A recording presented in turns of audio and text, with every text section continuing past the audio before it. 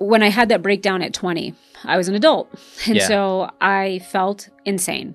I was like, I'm going to check myself into like a mental hospital. I'm broken, but I'm functioning. If you met me at that time, you would have been like, what do you mean you have anxiety? Putting myself through a bachelor's, I've got almost a 4.0 GPA. And I'm like, I'm mental. My boyfriend at the time drive me to like Bergen Pines, like medical center. And I'm like, check me in. Like, I'm crazy. And they're like, you're not crazy. You're anxious. Here's a prescription for Klonopin. Driving to the city was no longer a problem. Giving speeches, giving presentations, whatever it was I was doing, I had this tool. What they didn't tell me was you can't take it long term. What they didn't tell me was all the side effects that was actually happening. What they didn't tell me was what the drug was actually doing in my brain. There's someone right now that is overwhelmed.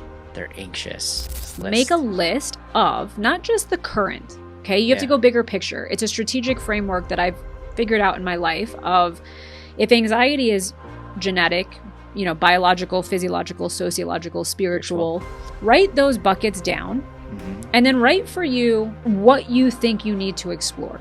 So physical, I haven't gotten blood work done in a while. Maybe I should do that. And start with the one, if you're like, I didn't relate to any of that spirit, then don't do it. Don't start with it. Because I promise you, if you just start taking the steps in those buckets, you will, just like fitness or anything else you've done in your life, it'll get you to a place where you'll plateau and you'll be ready to unlock the next door and the next door and the next door. And eventually what's happening, you won't admit this and won't know it, is God's equipping you. And when you're ready to really accept and let him in, you will be prepared to live out your purpose. What would be like one concrete action that they can do right now that can potentially lead them in a place where they're less anxious? So I think the most powerful thing you can do for your anxiety is to Anxiety is one of the biggest contributors when it comes to weight gain.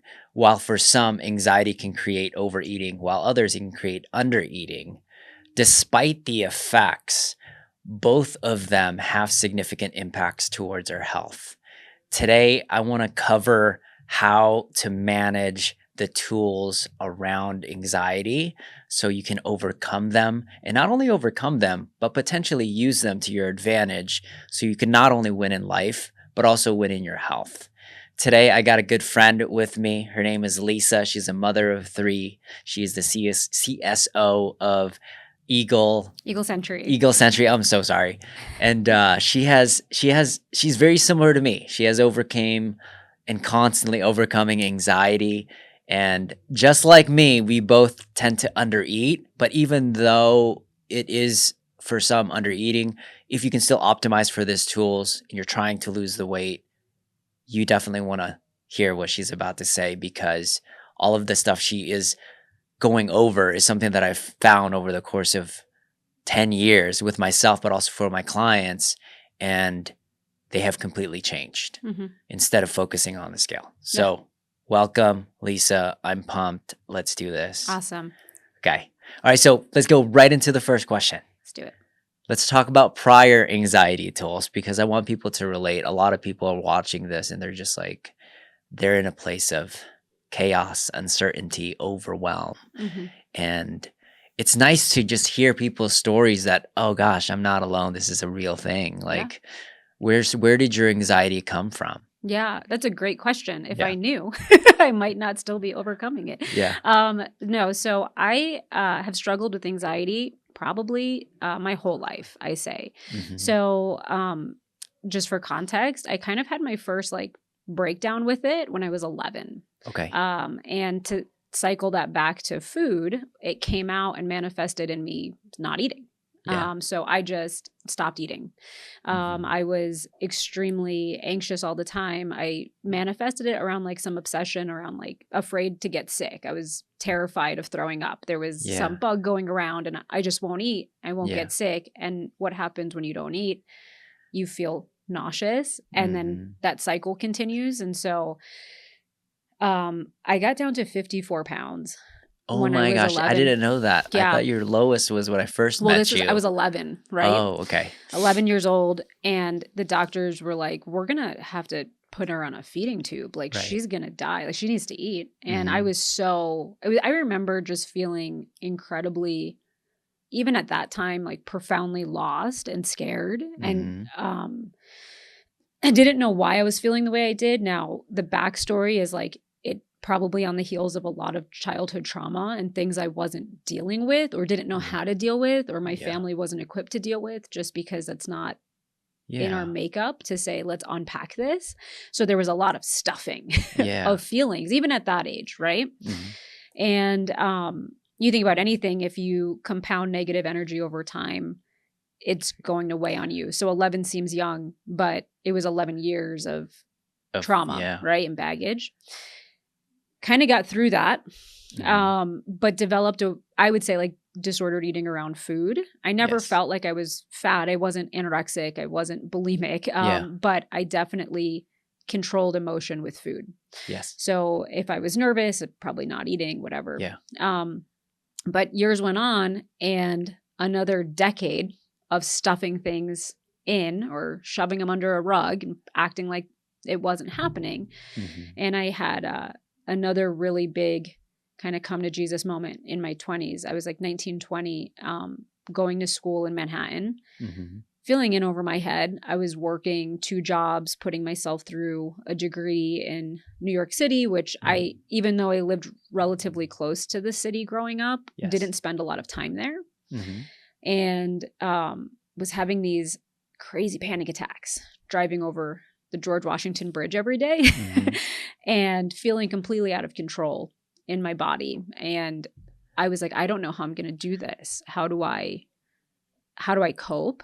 Mhm. And so at that point in time, I mean, I can look back and say this, then I wouldn't have heard it and I didn't see it, but my body was driving the show. So what I mean by that is I was running a set of pre-programmed tapes and reactions to bodily sensations and feelings, and Mhm. the mind, which is supposed to be in control, was no longer in control.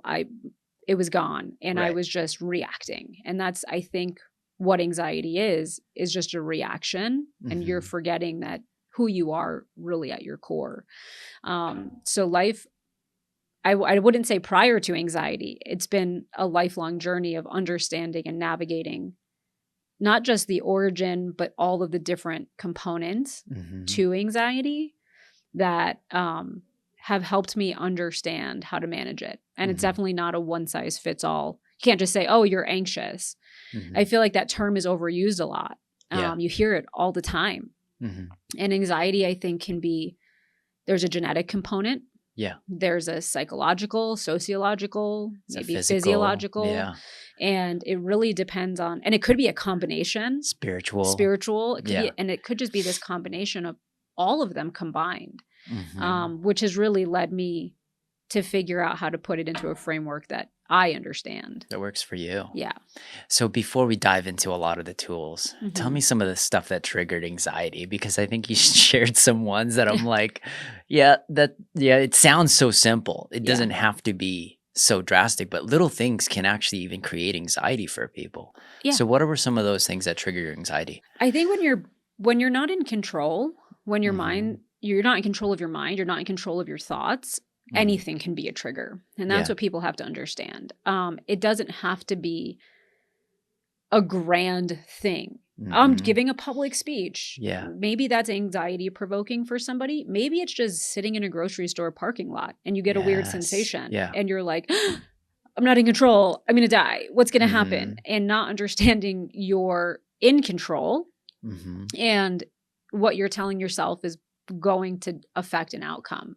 So Mhm. triggers for me honestly could have been anything as simple from being at a birthday party, picking up my daughter, anything really, Mhm. driving over the George Washington Bridge and then getting stuck in traffic or being slammed in the Lincoln Tunnel for 2 hours. Yeah. That's going to maybe be anxiety provoking for anybody. Yeah. But it always anchored to a feeling of being so lost and disconnected from, and you mentioned spiritual. Right. I think for me, it was this disconnect that I Mhm. didn't know, but Mhm. feeling like I just didn't belong in the world. I wasn't anchored to anything spiritually. And Powerful. so who am I? What am I doing here? And what's going to happen to me? And if I'm not in connection, Mhm. like with my mind and my heart, and it's not together to like Yeah. a higher power, then you really are, it's all meaningless, right? So Mhm. for me, I think those triggers came from that helplessness of Mhm.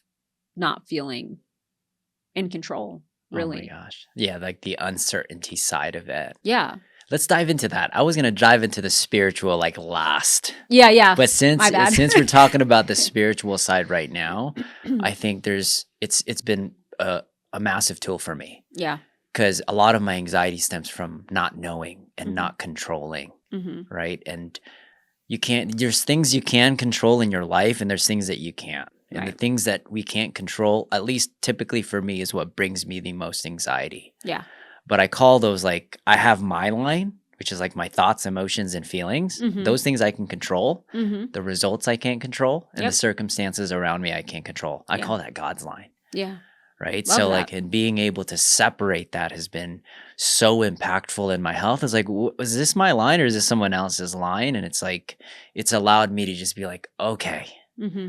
right? And it's just a constant relationship of just trusting that his line or her line, whatever, right? And God's Yeah. line is going to be good, and it always has for Mm-hmm. me. So let's talk about the spiritual side of this, and how have you used that to manage anxiety?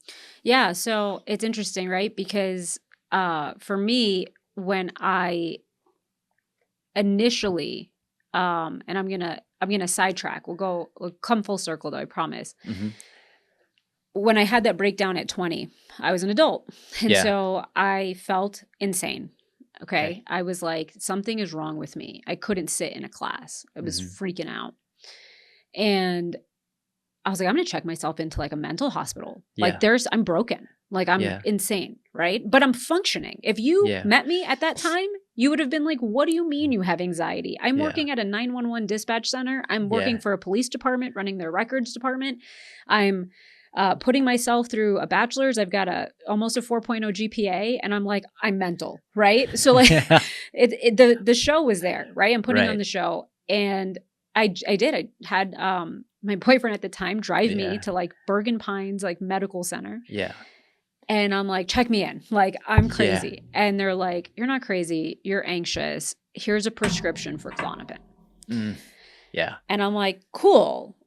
Will it help? Well, Yeah. I take one and I'm like, oh my gosh, I have my life back. Wow. Okay. It was that instant. 20 Mhm. minutes, you're freaking out, you're having a panic attack. Gone. That benzo kicks in. Yeah. And like, you could do anything. Hmm. And so driving to the city was no longer a problem. Giving speeches, giving presentations, whatever it Yeah. was I was doing, I had this tool. Yeah. What they didn't tell me was you can't take it long term. What they didn't tell me was all the side effects that was actually happening. What they didn't tell me was what the drug was actually doing in my brain. Which was what for you? So it produces GABA, right? Okay. And basically, when you take that away, your Mhm. brain kind of has atrophied that muscle, and Oh, gosh. it's not able to produce it in the same way, and you get these horrible withdrawal effects, right? Right.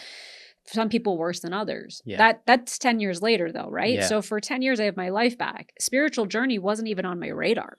Mhm. It was this kind of, I've got this numbing coping mechanism. My body's still driving the bus, Mhm. right? And I got through some pretty significant life altering things Yeah. on that tool. Not a tool I recommend, but Yeah. nonetheless, it worked. I got Yeah. through some stuff, right? The reason I say it's not a tool is I wake up 10 years later and we could talk about what it was like getting off of that because I think that's equally important. Mhm. But I get off of it after a really long, hard road of that. And I'm like, I have to figure out how to deal with life. Mhm. And so I'm trying everything. I mean, Royce, it was essential oils, like if you told me to have a Yeah. seance and like light a candle at speak to the moon, I was going to do Yeah. it. I was desperate. How do I Mhm. get control of my thinking? And I'm getting blood work to explore the physiological component. Am I doing something with my blood sugar that's not right? Like, what are the causes? It has to be external. It has to be external. It's outside of me. Mm. What is causing this? And I had this friend at the time post a video on Facebook. She's going through something similar. And she's like, I found the cure to my anxiety, da da da da da. Like, she's kind of an influencer. So she's like, message me, for information. And so I message her and I'm like, I say friend at the time. We weren't close. I met her at a wedding, we talked like twice. I'm like, girl, I need help. Like, what do you got? What's the secret? What's your secret sauce? Right. So we go out for coffee and she's like, Jesus. Yes. And I'm like, dude. I was like, did you seriously just like bait and switch me into a Jesus conversation right now? Right. Yeah. So, context, I grew up Roman Catholic. Yeah. Okay. So same. So, like I'm actually firmly rooted in like Catholicism for the ritualistic portion. Okay? Feels like home. Feels like home. Right. So for me, praying the rosary or going to confession, lighting the candles, like these are things that they're familiar. And I liked the regimen. I like that there was no kid service where they're playing laser tag. You know what I mean? Like there's no big music. There's no big. I like that it's like it feels. It's like the fine dining of religion, right? Like it feels proper, and so. But what that did was it kind of, for some people, maybe not all, certainly not my grandfather, but for me, built a wall between myself and God, and I believe that there's accidentally a spiritual block that our parents could do or the church can do that stops that relationship from truly growing. Yeah. In any religion. I really believe that. Doesn't matter, what faith you are. And as I'm talking to her, she's talking about this relationship. And I'm going, what do you mean? Relationship? Like Jesus is not I believe in Jesus. I believe he died for our sins. I believe all these things, but I don't talk to him. Yeah. I mean, I say the Hail Mary, I say the Our Father, but what do you mean? And so I started, my husband and I at the time started going to Central, and, I kind of made fun of it. I'm not going to lie. Like it was like, it's okay to not be okay. I'm like, okay. Right. Like I didn't get it. I really didn't. And then I think I just started doing. I started spending time in the Bible. I started asking. And I remember this profound moment of reading that story where they're on the water and it gets choppy, right? Yeah. And they're all in the boat and they're freaking out and they're like, and then bam, there's Jesus like walking on water. And he tells Peter, hey, trust me. And he's on the water himself. And then he loses that trust.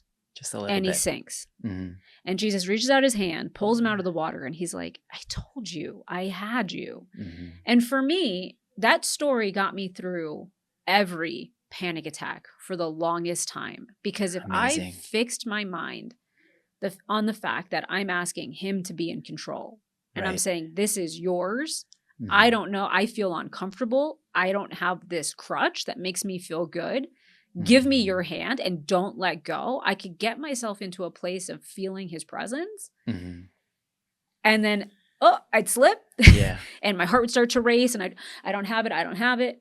And then if I quickly anchored back, I'd get over it. And I think I was sharing with you, I had started, my friend Lex, the one who kind of, I would say, really brought Jesus into my life at that time, had this note she kept in her phone. And it was like a prayer, with her spin on life and stuff like that. And she was like, here, use mine. And I'm like, okay. And I started reading it every time because it would root me in this prayer. And then I started adapting it. I'd put verses in that spoke to me. And so it became this really long Apple note. I know you shared it with me. We were like comparing our notes. I was like, you're just as crazy as me. This is great. Like, and I'm just scrolling. And then I started documenting every panic attack I had that he helped me overcome. Wow. And I had this list of just evidence and power, right? There's power in that. Like I did that. And each time, it sucked and it was hard, but I did it. It's almost like doing a workout you don't think you can do. Yeah. That's the spiritual muscle you're building. That's the evidence that you're going for, just like anything else. I mean, you're a CrossFit coach. You're a coach. You help train people physically to become different. Yeah, the spiritual muscle to me is like you're getting so strong of handling uncertainty. Absolutely. And when you see someone that has this like oh, he's spiritually ripped. Yeah. When anything happens, they're just like, let's go. Let's go. And it's not, Yeah. it's funny. I worked with a woman, Diane, who she was actually featured on the documentary Heal. So Okay. she, it's on Netflix, and I think I watched it. It's so Yeah. good. And Diane, I hired her, and she does like neuro-linguistic programming. Mhm. And one of the things that my work with her really illuminated was that I am created in co-creation with God. Okay. So if you start to believe that in your unconscious or your spirit, your soul, whatever it is, Yes. you're in direct connection. It's in you.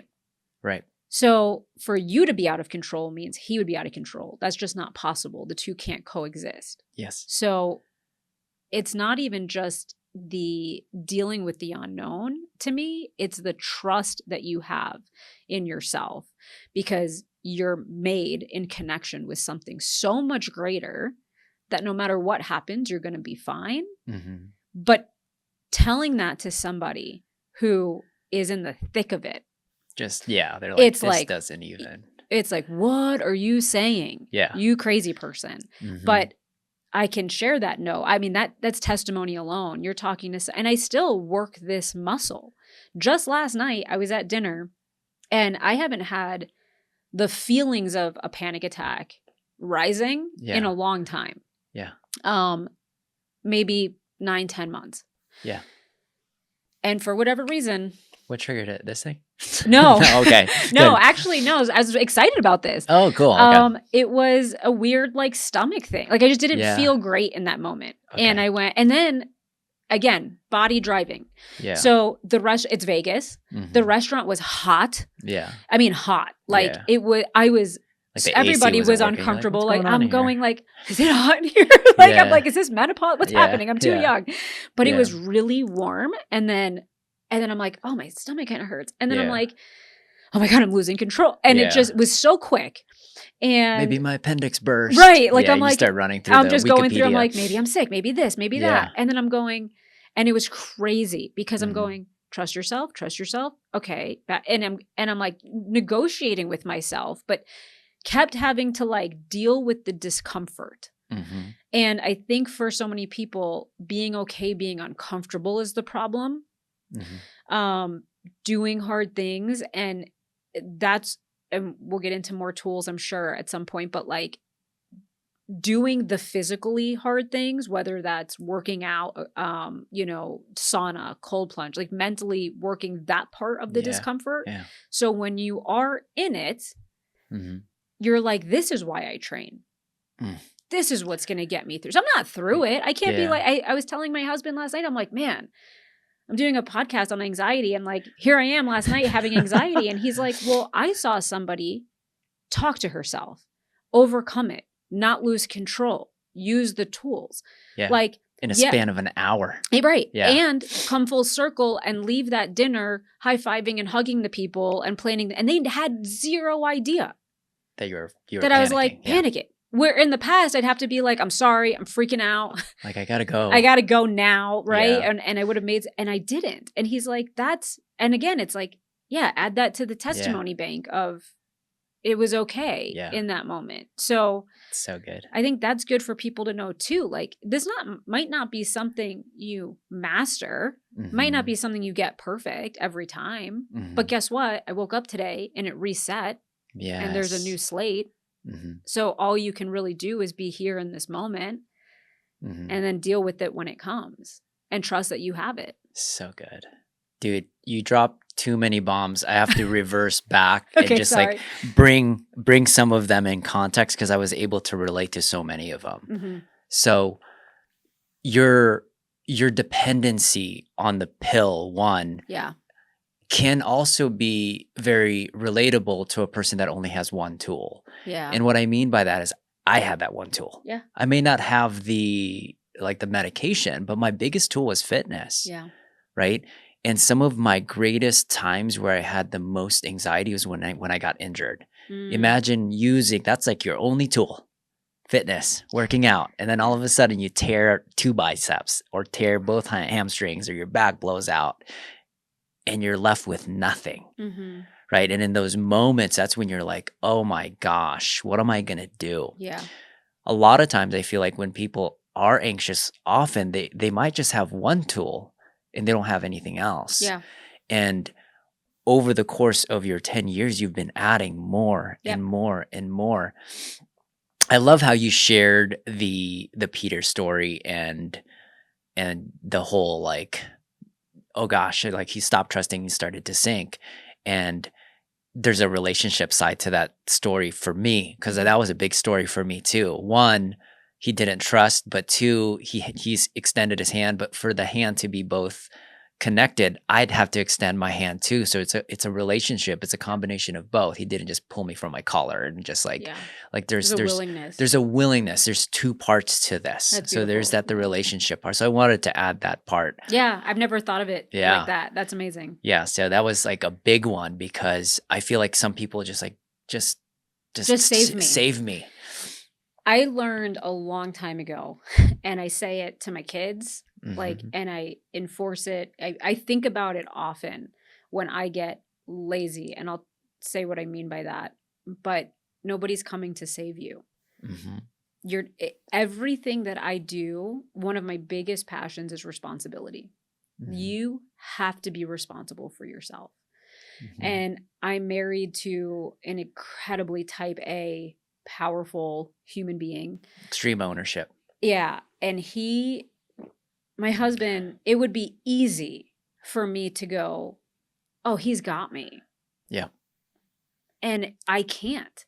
I told my best friend this, but this is a newer tool I've added.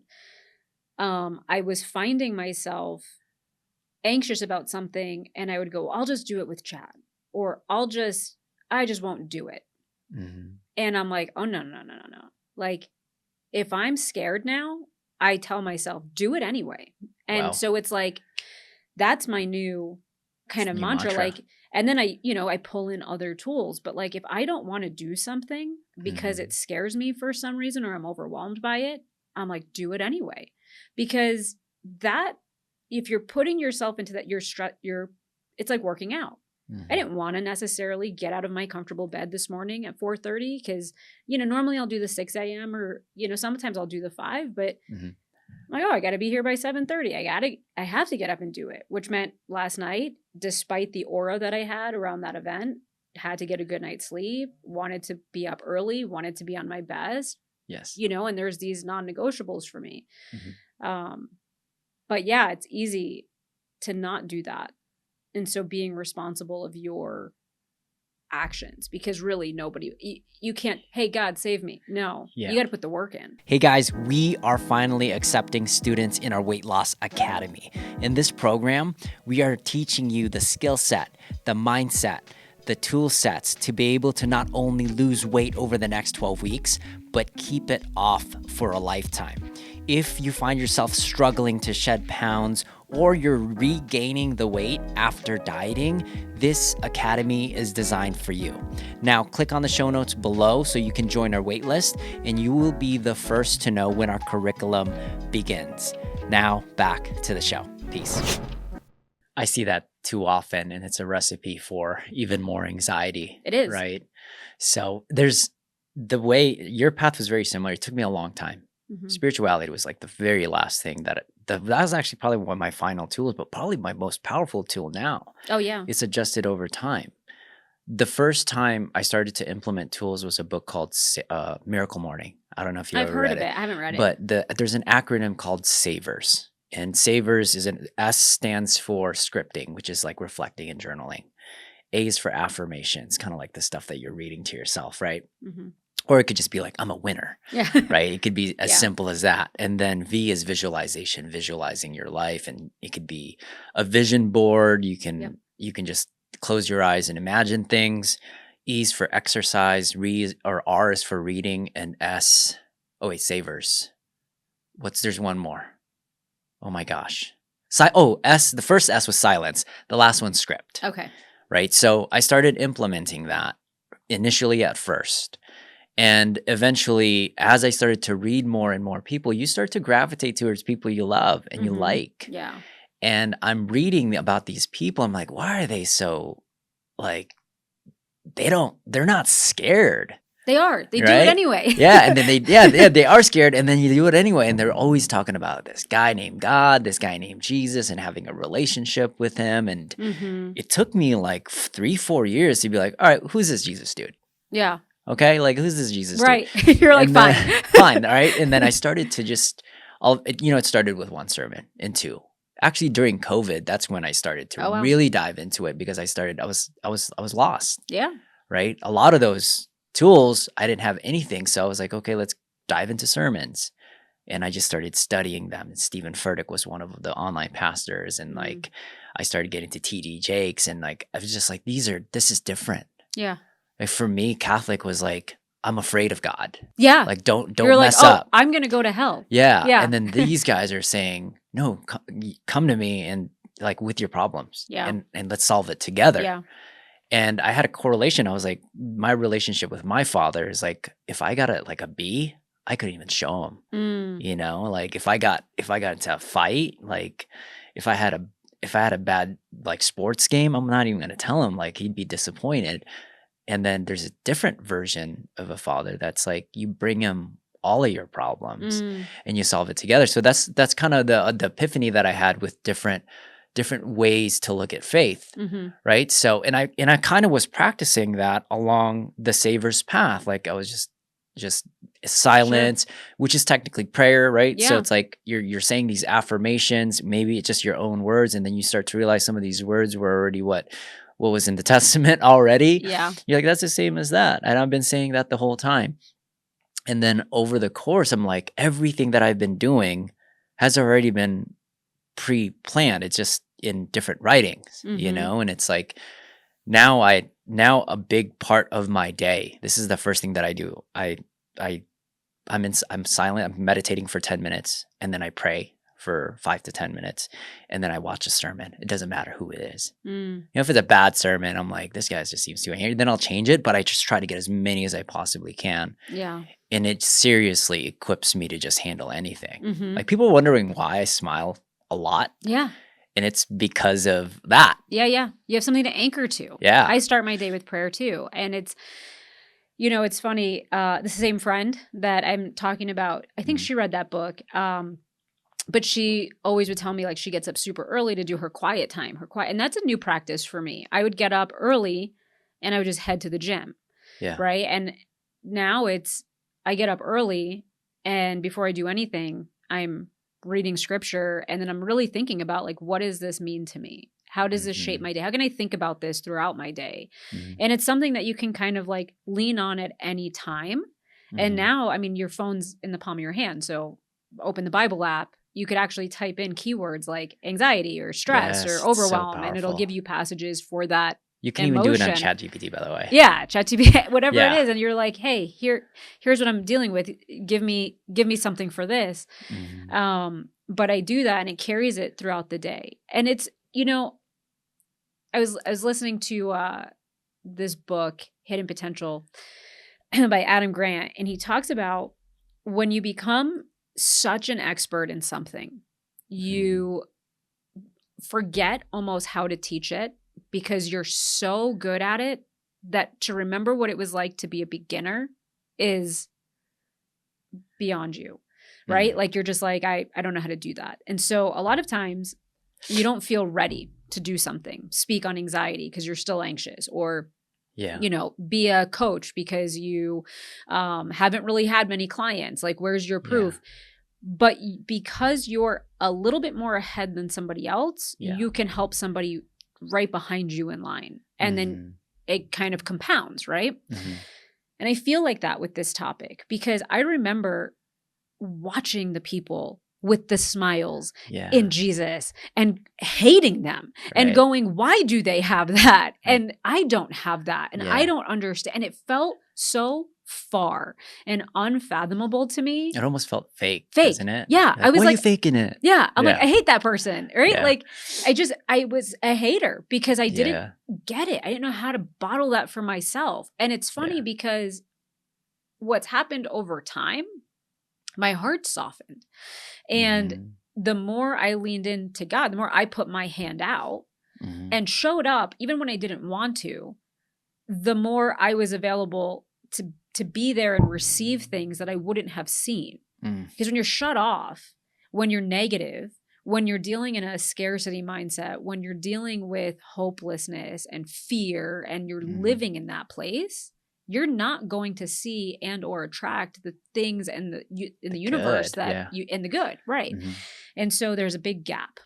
Mhm. And yeah, so that's been a major tool. That's huge. Okay, so faith being a huge component of Mhm. handling anxiety. Let's add another tool here. Let's talk about a little bit on at least the fitness end. Yeah. So, because that's another major tool for you, Yeah. like just anchoring into some type, because I think a lot of anxiety, at least for me, stems in my body. Yeah. And I can kind of pinpoint 3 spots where it's the most. And it's typically in my shoulders, typically it's in my chest, typically it's in my stomach. Those Yeah. are like the big 3. Where you feel anxiety. Yeah, for sure. So how have you leveraged fitness as a major tool for you? So fitness has been interesting to me, and I say that because it's interrelated. Okay, Mhm. so it's funny. You met me probably around 2014, Mhm. and I walked into Mountain's Edge at the Mountain's time. Edge, Yeah. and I remember I think Chris was standing at the desk, and I came in like I was probably 88, 90 pounds. Yeah. I was like, hey, I want to start working out. I want to Mhm. gain weight. I want to gain muscle. At the time, I was in the middle of like a bit of a health crisis. Mhm. So I got diagnosed with colitis in 2012. Mhm. And I was just a mess. But unlike anxiety at this point in time, where doctors wanted to be like, get on medication the rest of your life, I was like, that doesn't sound right. I started Yes. working with a functional medicine provider. Mhm. And I did a lot of stuff dietary, which we could get into. But the dietary side put me in a place of I was not gaining a lot of weight Yeah. because I wasn't eating the way that I had been eating, and it was Yeah. a whole thing. And I was figuring that out, but also like, how do I get into it? And so probably at that time, jumping into CrossFit wasn't the best It's idea, very high conditioning. Yeah. right? But what it did do was it lit a fire. Yeah. Okay. So I ended up moving, and I stopped coming, Yeah. and I started doing other workouts. I started doing like more low impact home workouts through Beachbody, Yeah. just because that's where I was at Yeah. in my life. And then got pregnant, worked out through that. Yes. I worked with a coach out of Elevate here in Vegas. It was really helpful functional movement stuff, Yes. while I was pregnant, and then was learning how to work with my body, not Mhm. force my body to do things shouldn't be Mhm. doing, but really start listening at that Yeah. time. And then after giving birth, I was nursing, and I got out of rhythm, if I'm being honest. Yeah. And COVID is actually what put me back in rhythm with fitness. And I Wow. forgot how powerful working out was for anxiety. But what had Mhm. happened was everything was shut down. Yeah. And I'm a very social person. I'm extroverted, I'm introverted. It's kind of complicated, but I Yeah. do like being around people. Yeah. And I knew that if I used COVID as an excuse to be in my house and isolate, I was going to go crazy. Yeah. And it was Yeah. going to atrophy the work I did. Right. I just did all this work to get off Klonopin Yeah. and to figure out how to live in the world. And here's this massive opportunity to just be lazy and go, I get to be in my house for the next 2 years, right? Like, Yeah. and I'm going, no, I have to figure this out. And Mhm. so I had to figure out a way to be around people. And so we organized a community workout group. Amazing. We have this like huge concrete slab in my backyard, and Chad put up battle ropes, and we created circuit stations, and he Mhm. programmed this workout. There was like 10 stations. And so we would do a mile run, come in the backyard and do the circuit, and then go do another run, and then come back and stretch. And Right. all of us had little kids at the time. And so it was really cool because they got to actually witness all of us being fit together, and everybody Powerful. at like different stages of our Yeah. fitness journey. And we did that for a while. Yeah. And I was like, I need this in my life consistently. And so that sparked the muscle memory of like, hey, this is work out great. regularly. And it's good for your endorphins and, the anxiety component. For me, being naturally skinny my whole life, I didn't have to work out, right? Like physically, like people would look at me and be like, oh, you're fit, right? Yeah, you but don't have to work out. Yeah. My blood work would tell you I was pre-diabetic almost and like skinny fat with cholesterol of like 345. Right. Right? It was bad. It was like not a good situation. So working out had to be an option. And so I jumped back into working out regularly. Yes. To now I'm at the point, I joined F45 almost a year ago now, maybe like 8 months. And it's been a great thing to just get out of the house, do a workout. But I've also leveraged other types of workouts. But what I've realized is working out for me is not black and white. It's a non-negotiable. So if I can't get to F45, if I can't get to Planet Fitness, I could do something. Right. And so how do you incorporate activity into your everyday life to just stay active? So something that we got into in our relationship is we started rucking. So I'm looking at The Comfort Crisis Behind You by Michael Easter. And so I read a couple of his books and ended up getting into rucking. He's a huge rucker and talks about, so for those who don't know, rucking is just weighted backpack, right? And we started doing that. And 35 pounds on your back for me, or 65 for Chad, and we're doing a couple miles each night. And then we're like, well, where can we walk around our neighborhood? And it's like, hey, our daughter has piano. Let's walk her to piano and like ruck her there, right? So we'll make that a part. And it just became something where we can both ground to. Yeah. That's a healthy habit that also brings us closer together, but you're also alleviating stress. And it doesn't have to be like, again, for the people who like are just trying to get off the couch, just walk somewhere. Yeah. Like my mantra in the beginning was more good, less bad. Like it was that with everything. So like if I wanted to eat a box of pasta, because I was like kind of a binge eater too, like, no, maybe I just have a fistful or or maybe I just like have a smoothie, right? Like maybe it wasn't great that smoothie was all banana and pineapple at the time, right? But like it was better than and so then you start getting to a place where hey, I feel better. I understand this a little more, and it unlocks the next section, and then you understand that a little more, and it gets you ready for the next, and then and before you know it, you understand what food is doing to your body. You understand your blood work. You understand fitness. You understand your mind and all of these different practices, because it's just opening and attracting other doors and opportunities to open for you. You just elaborated essentially like why I do fitness. Yeah. I think anxiety is often cured with just action. Yeah. And for me, the simplest mode of action is always fitness. Doesn't matter how hard, how easy, but that one single action creates a momentum for a multitude of actions. It does. And that's like a major sense of tool, right? So what fitness does is it's activating your central nervous system. Yes. So if your central nervous system or your vagus nerve is like not, firing properly, or you're in a state of fight or flight response. I did a ton of time working in the chiropractic field, and adjustments are a part of my life regularly. I think it's a great way to stimulate your nervous system. But there's fitness. If I say you want to change your state of mind, you go stand under a cold shower, jump in a cold pool, you will come out a different person. Yeah. You're stimulating your nervous system. There are times we invested in a sauna, like a traditional barrel sauna during COVID, where you just have those days where you're like, this is not great. Yeah. You're tired. You feel like you just can't do anymore.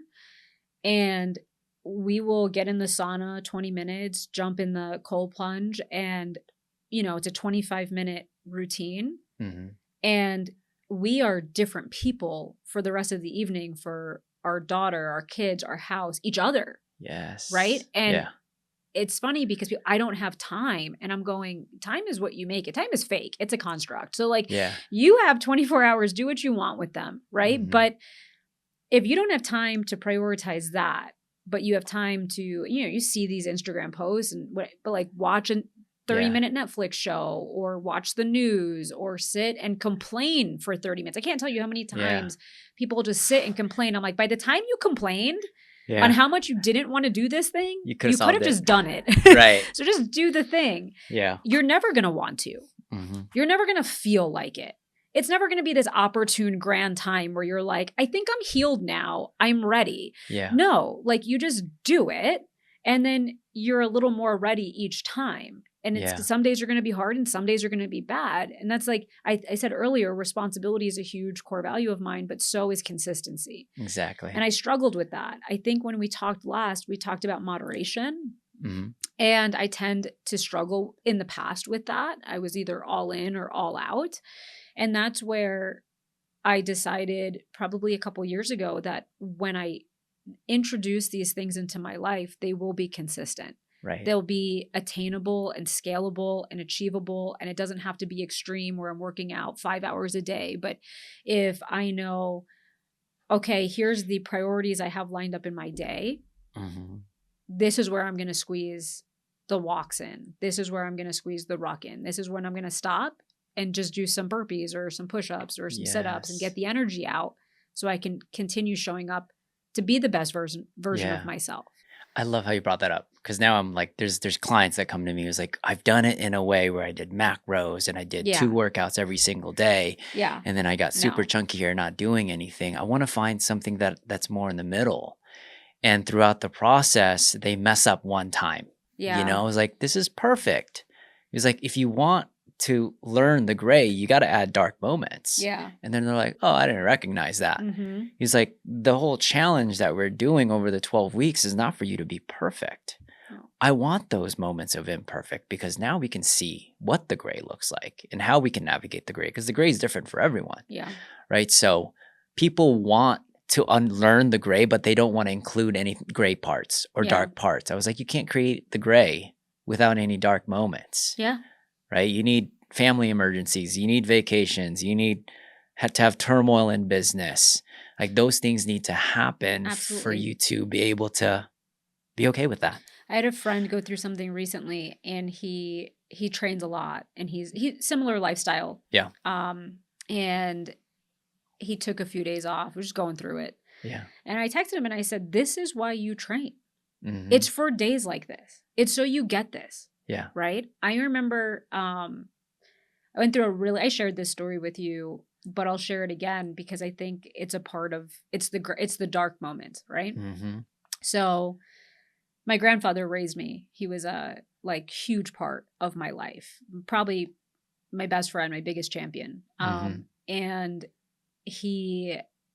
I moved out here in 2012. And so in moving out here was a decision to not be there with him, right? Mm-hmm. Well, I get a call a couple years ago and they're like, and I call him every night. We talk daily, right? But they're like, he fell. And this was like in August. And he had fallen, reaching to get the mail. And a lot of times, even in Outlive, Peter Attia's book, he talks about a health span. And a lot of times when the elderly, even 60s, fall, mm-hmm. it tends to be an injury like that puts them out of commission and ultimately leads to their demise within several years, right? And I had that sinking feeling at the time that it was the beginning of an end. Yeah. It was so hard for me to wrap my head around. And so I knew I had to get out there and visit, which I did. A few months mm-hmm. went by and it was Thanksgiving. And I was in the middle of a career change. I was leaving the former company I spent 6 years with, which I loved. It was a hard decision. Right. It was a profession that I'm profoundly passionate about. Right. And didn't necessarily know what the future held. It was right before I was starting Eagle Century, but the terms weren't very clear. Right. And I get this call that it's not great. And so I put my notice in. I get on this plane. I fly to New Jersey on Thanksgiving Day. And I had been getting back in shape at this point. I had been doing workouts. I had been eating healthy. I was trying to get control of things. I was just navigating, right? It's a couple years ago. And I show up and I know it's going to be this long season where I don't know how long, but I know it's the end. Right. And I had like the profound privilege of being there, and I made the decision with my husband that I'm going to stay until he passes. And I'm with him from Thanksgiving Day through December 29th, when ultimately he transitioned. And I stayed through the new year, and then I came home. But what I learned during that, month-ish was a few things. One, I had my 3-year-old with me at the time, right? My daughter was 3. That how I showed up consistently for her had to matter. Mm-hmm. So there were many days we had hospice brought in and he was at home, but not many people in my family were equipped to care for him. So there was a handful of us that kind of could deal with the emotional weight of that. And we were sharing shifts. So I had the baby monitor watching him, and every time he got up, the way my mom's house is there's it's 2-story, but you have to go outside to get downstairs. Interesting. And then like inside the downstairs house. Mm-hmm. And it was winter, it's cold, New Jersey, right? Mm-hmm. And I would wake up, he'd wake up 3-4 times a night. I'm getting up, flying down the stairs, freezing, mm-hmm. running in his house, helping him go to the bathroom. And then I'm up with him waiting, feeding him, making him breakfast and stuff. And that's why I trained. Mm. I didn't know that, but I had the energy and I had the faith and I had the discomfort. Yeah. And I got sick. I had this like horrible case of bronchitis because your body will tell you. This is what people forget. And this is where anxiety comes from. Your body will tell you, your symptoms are screaming at you going, hey, I'm showing up in this way. Your shoulders, your gut, your chest. For me, it's my stomach, my head. It's telling you something. It's going, hey, something's wrong. You're out of balance. Get hydrate, get into balance, whatever it is. And you're going, no, I'm going to keep doing it my way, right? Mm-hmm. But that's when you lean in and listen. So I was trying to do all the right things, mm-hmm. but it was extreme stress. And ultimately, I was with him. I was holding his hand when he passed. And I remember that moment, he takes his last breath. And I go, you felt him leave the room. It's very similar to birth. Right. When my daughter was born, and I'm like, oh, there's this new third person in the room who wasn't there a minute ago. But now you just, there's an energy. Yeah. And his energy was so powerful that if I hadn't seen it and my eyes were closed, I would have known it had left the room. And I'm going, that's what you're connected to. There's something bigger. There's something so much bigger. Mm-hmm. And that's anchored me, right? Mm-hmm. That moment of time is so valuable. It's so precious because we only really are dealing with moments. Mm-hmm. And people this is, I think, I'm bringing this up because I think it's an anxiety provoking topic for people. But especially in our season of life, I think you and I are like the same age. You got a young kid, you're an entrepreneur, you're a high output overachiever, as my therapist would call me. And it's very easy to fill up your calendar. And you find yourself, I got this, I have to go here, I have to do this, I have to do this, I've got this appointment, I've got this. And there are days like that. Yeah. Sure. But what you need to be focused on is the moment you're in. Exactly. Not tethered to your phone, not tethered to the next thing. Because the next thing might not come. It's this thing. This thing is what we got. Yeah. And when you zoom out and you look at your life and as like a quantifiable amount of time, how many weeks do you have? How many days do you have? And then how do you look at the day and structure it to mean and make the most? Yes.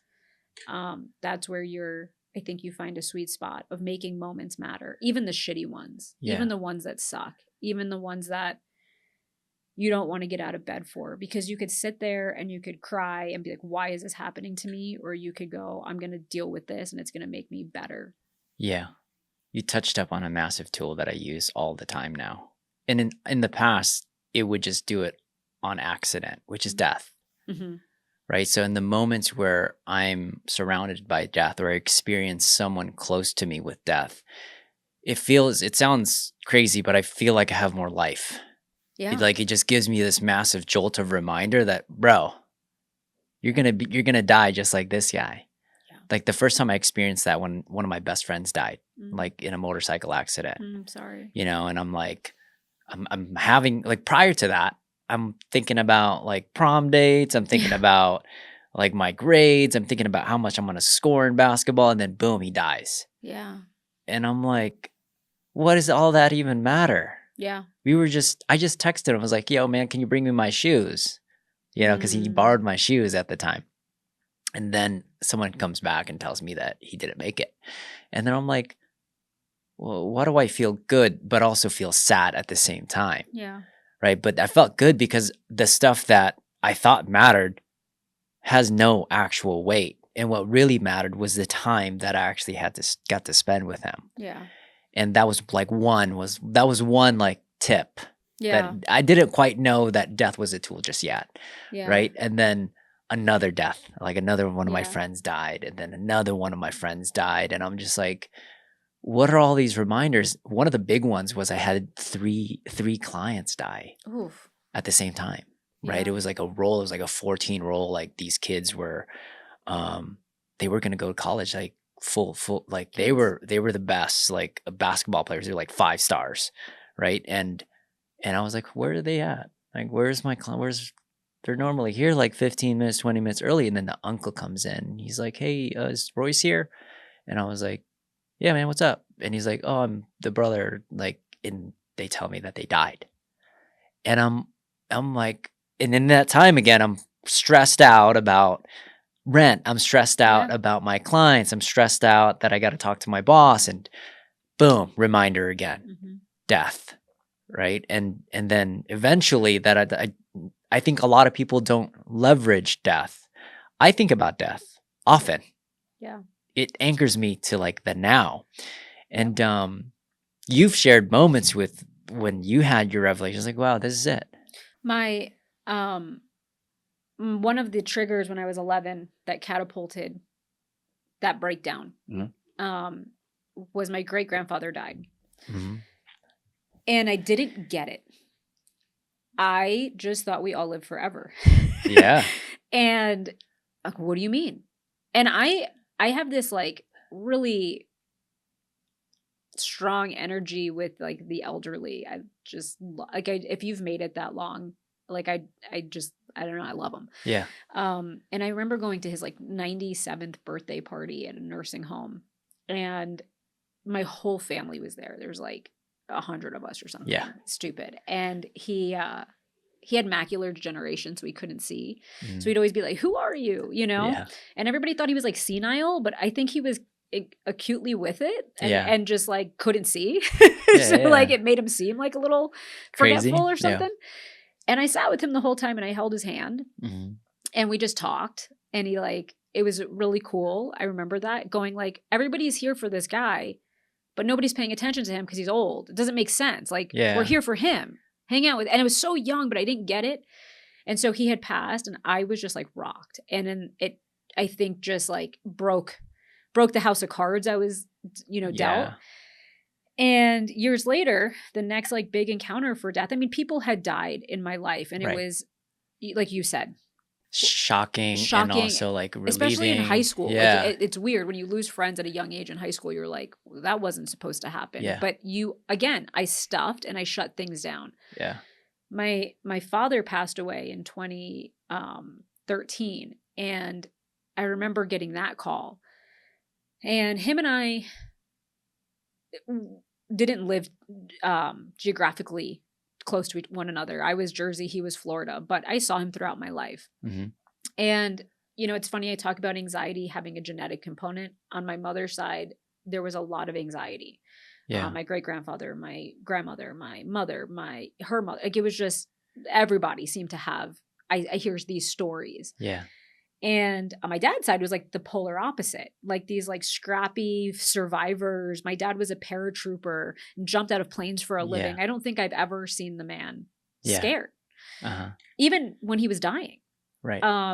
What I learned from my dad was to take care of my body, because the way in which he died, I think, was avoidable. He was diabetic, 54 years old, and having a horrible quality of life, was on Right. dialysis for like years and years, and just suffered tremendously, and was on so many medications that his gut was destroyed. His mind was destroyed. And so death for him was probably a relief, right? Obviously not for his kids, not for the people that loved him. So we get this call and they're like, he was super, he had made it at a point in his life, amassed a ton of money, was wealthy, did all these things, and then kind of lost it. Yeah. And so I think about Ecclesiastes, right? Yeah. It's like you're chasing all these things, and what do they really matter? And so they didn't have any money, and they sent him straight to this crematorium, which was not how it's supposed to go. Yeah. You're supposed to go to a funeral home, and then the funeral home deals with the details, and then you just get this urn and you go home. Right? After mourning. We didn't know. I'm young at the time. I had never had to coordinate a funeral. And so my siblings and I are there, and they're like, well, you got to go get the flag from this. They have it at the crematorium. You got to bring the, I forget that form that they called, so he could be buried in the National Cemetery. It was like the DD2 or something, whatever that form is. And since he was a veteran, and so we get to this crematorium, which is like this ghetto little town in Miami that has like these stray cats roaming out front. And I'm like, what the hell is going on? But you don't know. Again, you're pre-programmed. Your body is running the show at this point because it's traumatic. We walk in, they're like, well, do you want to see him? And we're like, of course we want to see him. Again, I'm thinking, it's like a nice burial. I don't know. I'm going to see a casket, right? I don't know how much caskets cost, or, now I know from planning my grandfather's funeral, like it's pretty pricey. It's they wouldn't have had him in a casket, right? But we walk back and picture like the old gym. That's how big it was. And it had these 3 or 4 cremation chambers. Just like big ovens. Big. And he's sitting there like on this conveyor belt in a cardboard box in his pajamas. You talk about like a gut punch. And my body completely took over. And you run to this person. It's your dad. And I'm looking at him, and we're all crying. There's like 6 of us, and we're holding hands, and somebody's like, say a prayer. And it's so funny because in that moment, man, I wished my husband was there, because there's a difference on how Catholics pray and how like Christian pastors pray. And so my husband will pray like, dear Heavenly Father, like, and just the beautiful, and I'm like, pray like our Father who art in heaven, hallowed. So that was my prayer. Like I panic prayed like the Our Father over him.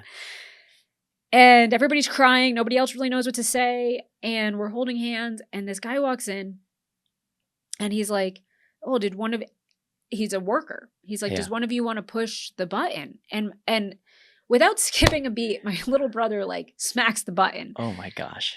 And this door opens up. I don't think he knew. Nobody was thinking like, oh, we're about to cremate our father.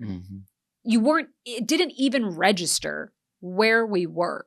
That's like how traumatic it was in that moment. And so the thing opens up, and you get this like blast of heat, and this box starts like the table starts making this noise, like it's about to start rolling, and he starts slowly moving. And my only urge was to stop. And I was like, I need to grab this. I need to stop this. We can't undo this. That's what I'm saying in my head. Like, this is it. We can't see Dad anymore. We'll never see him again. And the door shuts, and they're like, get him out of here. And we run outside, and the garage door shuts to the back. And it's a beautiful day in Miami.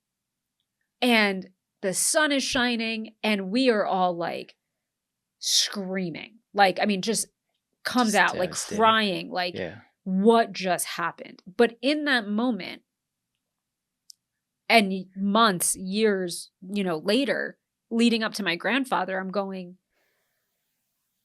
the life he lived, the moments he had, like the legacy, for good or bad, Mm-hmm. goes with him, Mm-hmm. right? Yeah. That's it. No matter how much wealth you've amassed, no matter how much you give your kids or don't give your kids, they're still responsible for themselves. So the only thing important was that he lived a life that mattered to him. Yes. And that he savored those moments. Because at the end of the day, it was just him. Uh-huh. And my grandfather always said, you can't take it with you. And that was a depiction. And even my grandfather, beautiful casket, suit, he didn't take any of it with him. Mm-hmm. Nothing. And I got a tattoo. I think I shared this with you shortly after my grandfather passed, of just like a square. Yeah. And it's to remind me that like your days are numbered, and they each, if you look at that wait but why calendar on your life and weeks, it's like, Not that much. this is the week. Mm-hmm. This is the day.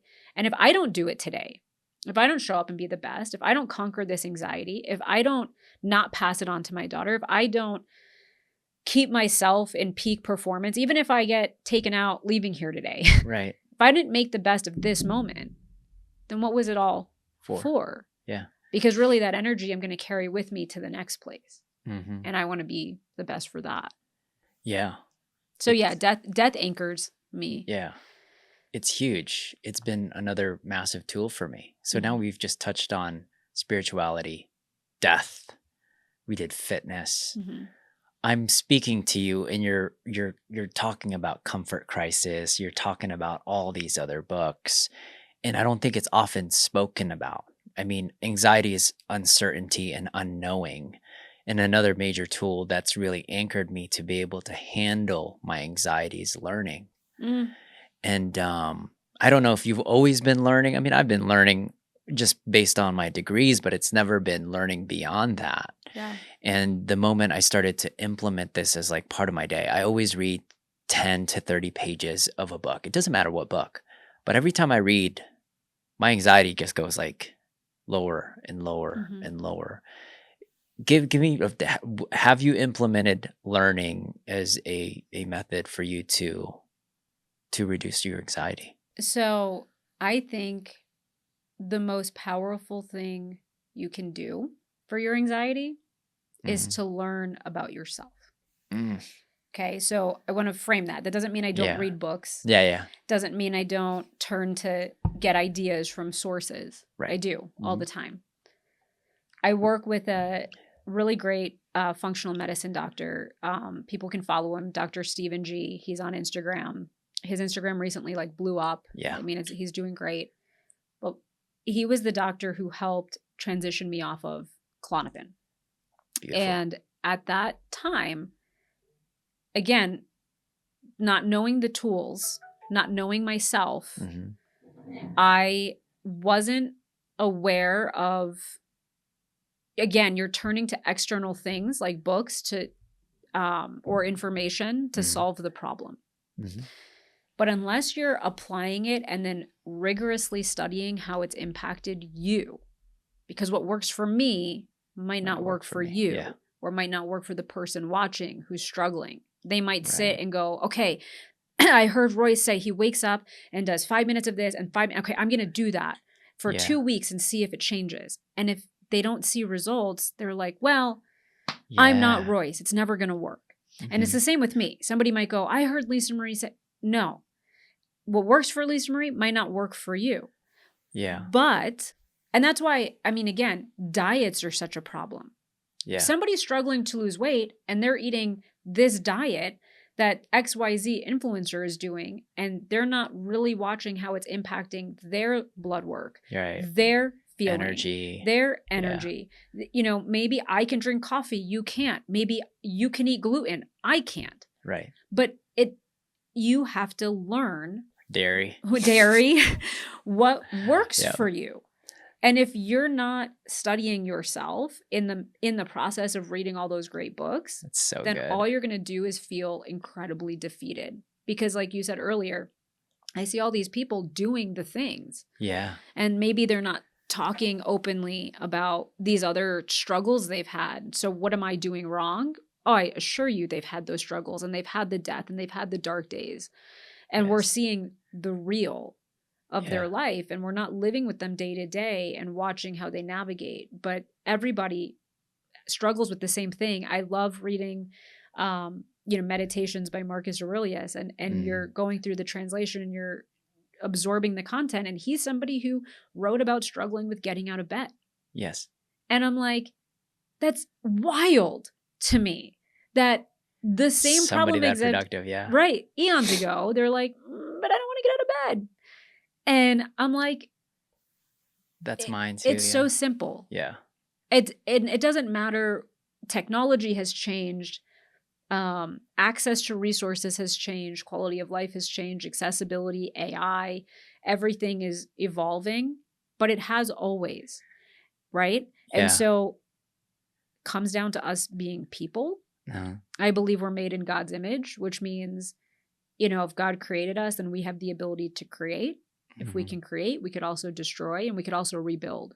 Okay. And so in those moments where it's like, hey, I'm learning and I'm going to create this, and then I'm going to self-sabotage, and then I'm going to pick up this.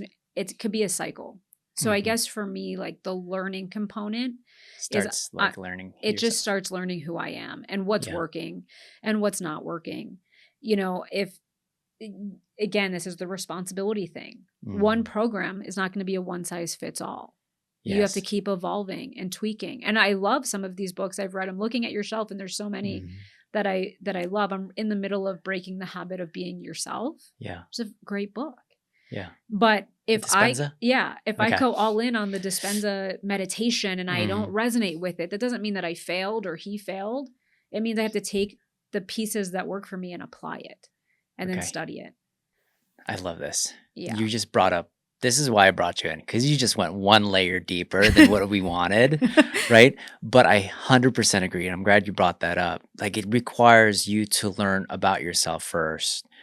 One of the biggest impacts when I hired my first life coach was, he was like, who are the people you admire? And ironically, every person that I admired were all knowledgeable. Yeah. They all had they just knew things. Yeah. And part of the people you admire will also give you kind of a tip of what you might enjoy, and which is learning. And I never read a book, so I was like, oh, I didn't know that I like to learn things. Yeah. It was like, why don't you do that every day? So I started doing podcasts. I was like, that's when I was like, what's a podcast? Yeah. What's how to on YouTube? So I started diving into that. So I love how you brought it up, because you like the best representation. Someone said this once before, is like, you need a tree first before you put the ornaments, and books are ornaments, but you have to understand the tree.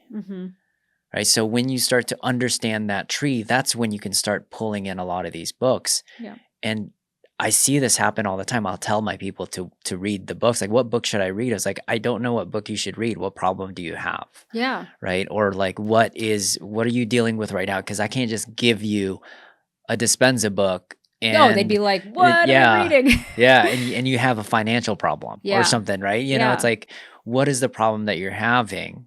And what do you need solving? And I think that's like a huge component to it. It's like one meta layer deeper. Yeah. Understanding yourself first is important. Being aware that you have a problem is like 90% of the game for me. Yeah.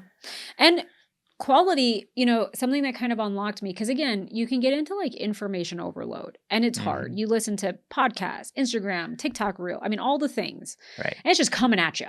And you're like, there's a new thing, there's a new thing, there's a new book, and it becomes anxiety provoking in and of itself. Yeah.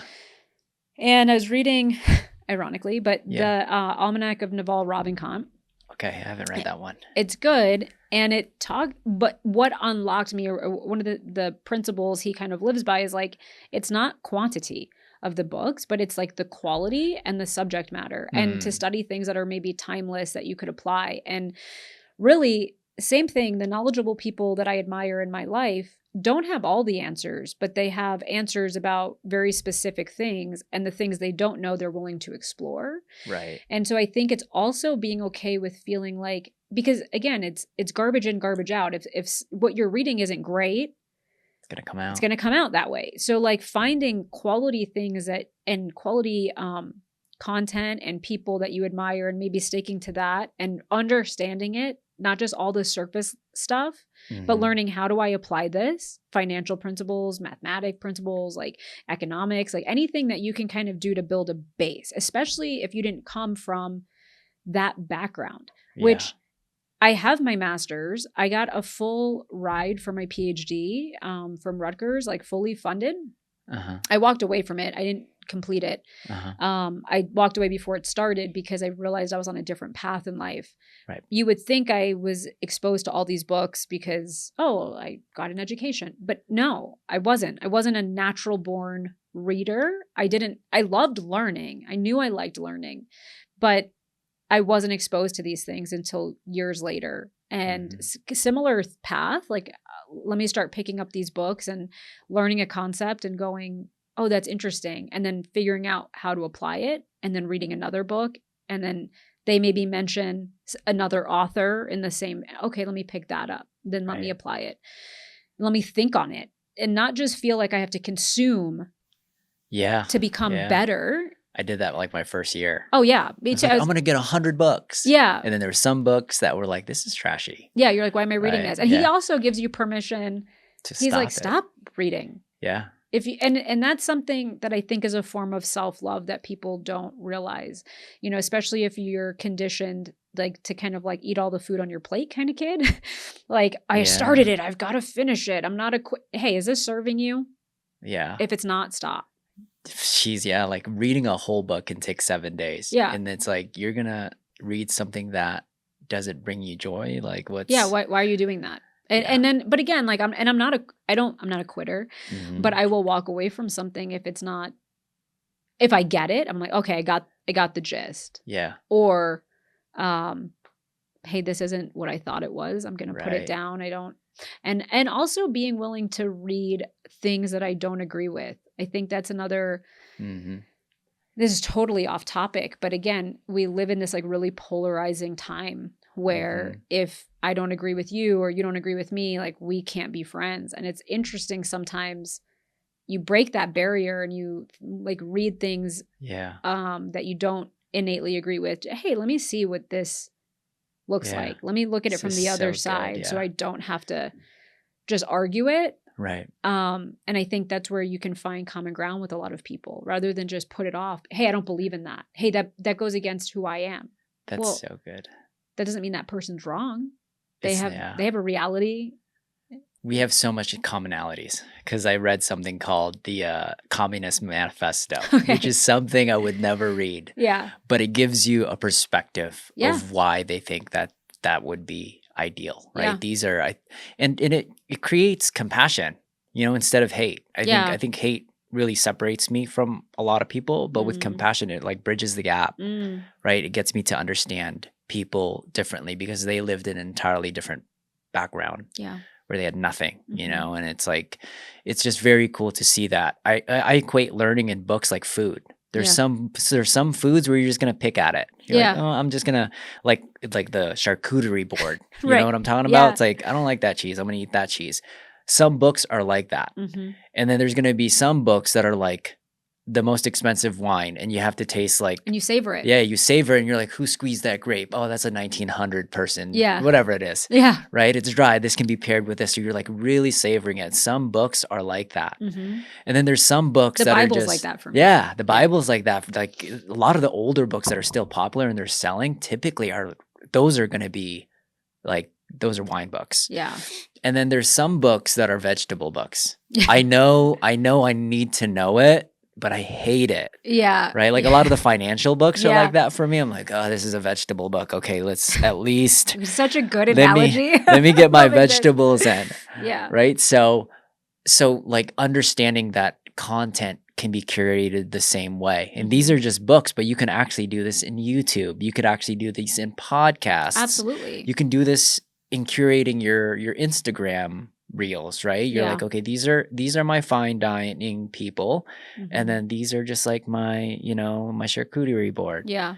So it's like being aware that that's what you're consuming, because at the end of the day, what you are vocally seeing me say and you say is everything that we're consuming. Yeah. And it's doing and proving. Yeah. You're not doing this because you're not seeing a result. You wouldn't do it. Let me ask you a question. When you're speaking to someone in a party, can you almost detect what they're consuming after an hour of a conversation? Or not consuming. Or not consuming? Yeah, and I mean, and it's also a doing thing. Anytime somebody comes up to me and they're like, "You're so lucky, you have it all," and I'm sure people say that to you. Yeah. How'd you do Oh, this? yeah. You're so young. How do you get? And I'm like, They're like, luck, oh, yeah. luck. Yeah, they're not consuming Oh my something. goodness! I'm like, years of hard grinding, mental, physical, spiritual, like energy and work, because I'm responsible for this life that I'm living and I've been given. And I want to do something with it. We were talking about that, a quote. I have this therapist I've seen for years. She's amazing out here. Her name's Merlin. And she was like, every time I doubt myself, she's like, Lisa Marie, she's like, God doesn't call the equipped. He equips the called. Right. Yeah. And you start doing something and you're like, I'm not ready. He's going to make you ready. It anchors back to that spiritual. But you have to be there to pick up the phone, right? You have to be there. You have to be waiting. You have to be ready to listen, dialed in to that relationship to know what your purpose is or what you're meant to be doing or what feels right. And you see a lot of, I hear this a lot at parties right now. I mean, I don't go to like parties. I shouldn't say that. Dinners, I don't know, right? With like other adults in the vicinity of my age where, I guess this is just what happens when you get old, you know, and they're gaining weight. Yeah. They're struggling to lose weight. Maybe they're going through menopause. Maybe they're struggling with testosterone. Maybe they're gaining weight in ways they never gained before. Like, how many times have you heard from the 40-somethings like, I never had this problem. Yeah. I don't bounce back like I used to. Oh, I'm so achy, right? Yeah. And you're like, you don't have to accept aging. Aging is a disease, but you don't have to accept it as a diagnosis. You can say, I'm going to do these things that are going to optimize my health, my longevity, and how I feel. Or I could just keep being a victim. Yeah.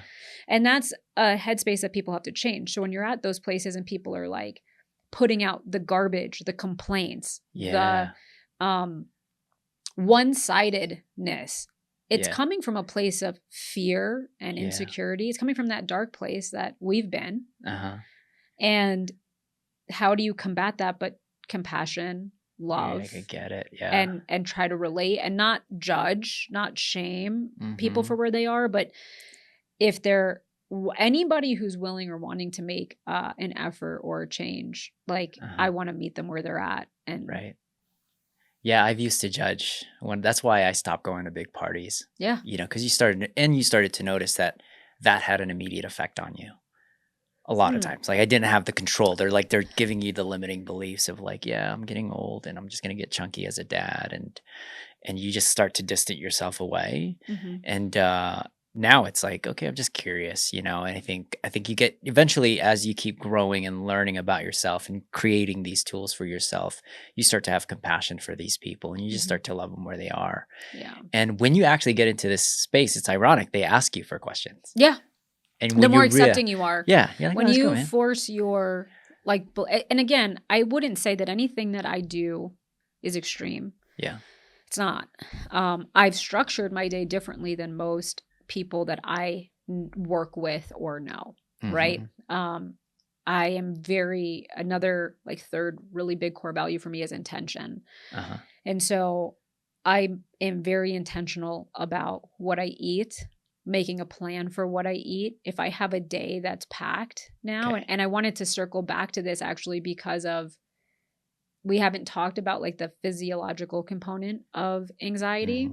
But at times, there are very real markers in your blood work that can show that you might be dealing with anxiety. So, for example, I had like incredibly low B12.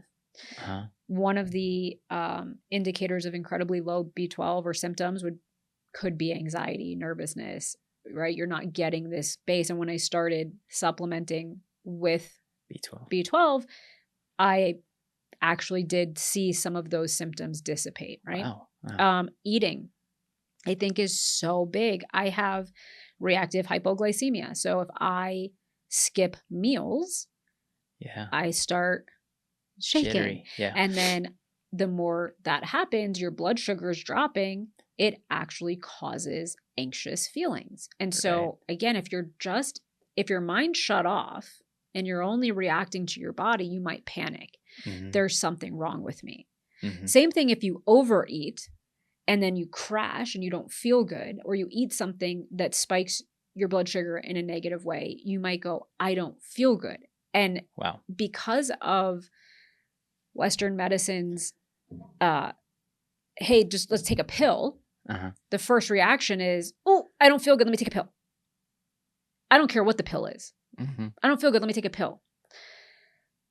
And I'm like, or eat a smaller portion, eat whole natural foods, make a plan. So you're going out for the day. I used to just go, well, I guess I have meetings all day. I won't eat till 6. Yeah. 6 would come and I'm in a horrible place. I overeat at dinner. All the workout that I did, it would be irrelevant. I've been anxious and wound tight and doing nothing but drinking caffeine, which is straining my adrenals, spiking my cortisol, right? Yeah. Not hydrated, just sipping coffee all day. Of course, you're going to be a hot ass mess. Yeah. So like before you jump to all the extremes, it's like, okay, let's just put some like basic rules in place. Yes. Maybe you like pack some high protein snacks. Maybe you force yourself to drink the liter of water before you drink the coffee. But just again, these rules and mechanisms, and then study yourself. How did this make me feel?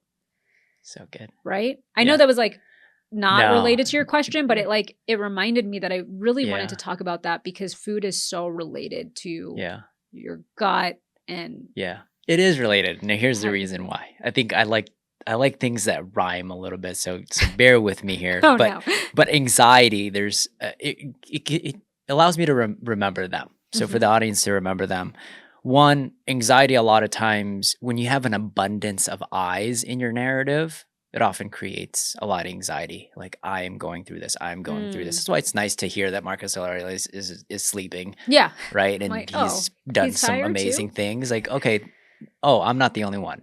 You take out that I, right? Too much abundance in the I's. The other one is a deficit in preparation, right? Yes. Like, you're like, no one's preparing for anything. Like, why? Like, for instance, I had a big day yesterday. I had to wake up at 5. I was like, okay, let me just do everything that I can. Like, all of my checklists, all of my workouts, my coffee. You're like, the ground's already in there. The water's already there. I just got to press the button. Just prep. Right? I already know what podcast I'm going to listen to. I have my clothes set up. So the preparation is such a huge component. And preparation with food is the same thing. Preparation with a lot of the talks, the scripts we were talking about. Yep. I have to have scripts ready. Yeah. At least an outline. Yeah. Of what we're going to talk about. Otherwise, I'm going to be winging it and I'm going to be super anxious. And it's crazy. So lack of preparation. Totally. And then the other one is the lack of separation, meaning kind of the lines, like what's God's line and what's our line, right? In a nutshell, you've covered a bunch of that, right? And I think, like, for the most part, if you guys want to remember it, the abundance of I's in your narrative, the lack of preparation, and then the lack of separation. Yep. What can you control? What you can't control. So let's talk about, because we got to close this out. I got a client here really soon. But we got a bunch of tools there for you guys. You guys can replay. I'll put some chapter notes on what those are. But let's talk about, this is one action plan. Yeah. There's someone right now that is overwhelmed. They're anxious. They're paralyzed. I don't even know they might be watching this. They might be they're so anxious that they can't even do anything. Like, what would be like one concrete action that they can do right now that can potentially lead them in a place where they're less anxious? Yeah. I thought a lot about this. And I love lists. Okay. Even last night before this dinner, I was anxious. Okay. And I knew it. Like, I just knew going into it. I just had like that feeling. Yes. And I took a minute and I went outside, and beautiful day, birds chirping. Yeah. I'm like, what do I have to be anxious about? Yeah. Like, everything's amazing. Yeah. But in my head, I had all these stressors work stressors, kid stressors. I have to coordinate this. I have to do this. I have to go to this dinner. There we go. And as I just let my hand just start writing down this list, there's like 30 things on there that were just It's just chilling. looping, just spiraling, just swimming around in my brain. And I'm going, well, how could I be productive and be present if that's the list? Yeah. So then I look at that list and I go, what can I control? What can't I control? What can I put down for this evening? Oh, so good. There's a separation. And I put it down. Okay. And then I armored myself up for this dinner. What can I do to be mentally ready for this dinner? All right, let me go wash my face. Let me bring my hop water, right? Yeah. Because I really try not to like drink regularly. That's another thing. Alcohol is just like a major downer. So it's very limiting in my life. I limit it, right? Yes. But if somebody's sitting there struggling, going, all right, this was really overwhelming. They talked about a lot of things. I would say, just make a list of not just the current. Okay. You have to go bigger picture. It's a strategic framework that I've figured out in my life of if anxiety is genetic, biological, physiological, sociological, spiritual, write those buckets down and then write for you what you think you need to explore. So physical, I haven't gotten blood work done in a while. Maybe I should do that. Yeah. Make a list of like actionable items, things that you can take control of. Because if there's anything that's going to combat anxiety, it's going to be like taking action and just doing it, right? And start with the one, if you're like, I didn't relate to any of that spiritual shit, then don't do it. Yeah. Don't start with it. That was our end for ours, right? Because I promise you, if you just start taking the steps in those buckets, you will, just like fitness or anything else you've done in your life, it'll get you to a place where you'll plateau and you'll be ready to unlock the next door and the next door and the next door. And eventually, what's happening, won't admit this and won't know it, is God's equipping you. And when you're ready to really accept and let him in, you will be prepared to live out your purpose. So good. You guys got to replay that real quick. But really quick, I want to add to that because you're going to love this. There's a book that I read, and it's one of the quotes that stood out to me was, professionals have lists, amateurs doesn't.